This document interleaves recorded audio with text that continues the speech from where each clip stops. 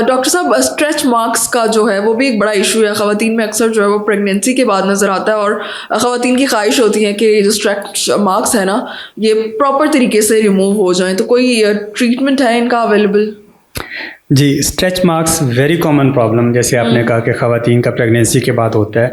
और इसके अलावा ये जैसे बलूगत होती है या कद बढ़ रहा होता है, उस वक्त भी बच्चों में हाइट गेन करते हुए भी हम देखते हैं स्ट्रेच मार्क्स बॉडी के मुख्तलिफ एरियाज़ पे आते हैं और बॉडी वेट की चेंजेस की वजह से भी आते हैं, और प्रेगनेंसी में तो कॉमनली हम देखते हैं। और ये बहुत बड़ा मसला है ख़वातीन के लिए स्ट्रेच मार्क्स। अनफॉर्चुनेटली बहुत अच्छा इलाज नहीं है स्ट्रेच मार्क्स का। बाज़ ख़वातीन में वक्त के साथ साथ या बाज़ लोगों में वक्त के साथ साथ ये बेहतर उनकी बॉडी खुद कर सकती है।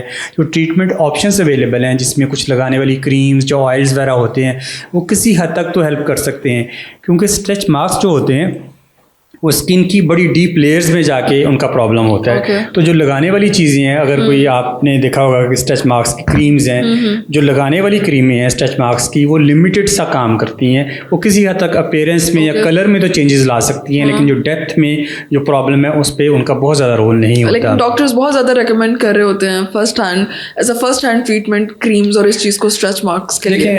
किसी ना किसी हद तक जो क्रीम्स हैं उसकी अपीयरेंस को ऊपर से शायद कलर में चेंजेस के हवाले से हेल्प तो कर रही होती हैं, क्योंकि पेशेंट का कंसर्न होता है और वो कुछ ना कुछ चीज़ यूज़ करना चाहती है या चाहता है, या कोई ना कोई ट्रीटमेंट की तरफ जाना चाहता है। तो स्ट्रेच मार्क्स में सबसे पहले जो लेस एक्सपेंसिव चीज़ है वो यही है कि लगाने वाली कोई भी स्ट्रेच मार्क्स के वाले से जो क्रीम्स अवेलेबल हैं वो यूज़ करवाई जाती हैं।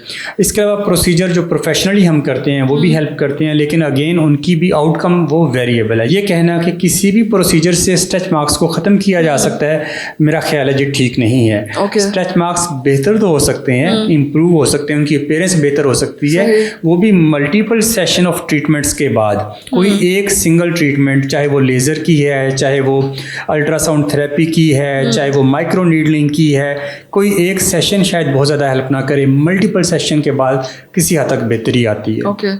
लेकिन वो भी बहुत ज़्यादा लॉन्ग टर्म और इफेक्टिव नहीं है।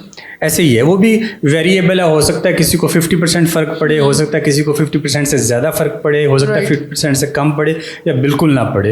It is quite variable. लेकिन हाँ, कुछ लोगों की बॉडी बहुत अच्छा हील करती है और वो ऑटोमेटिकली भी बाज़ का इनको क्लियर करती है वक्त के साथ साथ।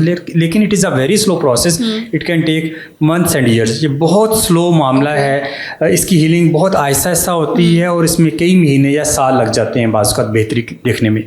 अच्छा डॉक्टर साहब, इसमें एज का भी कोई फैक्टर है? लाइक अगर आप यंग एज में हैं तो आपके स्ट्रेच मार्क्स जो हैं वो ख़त्म होने के चांसेस थोड़े ज़्यादा हैं उन लोगों से जिनकी एज जो है वो थोड़ी ज़्यादा हो चुकी है।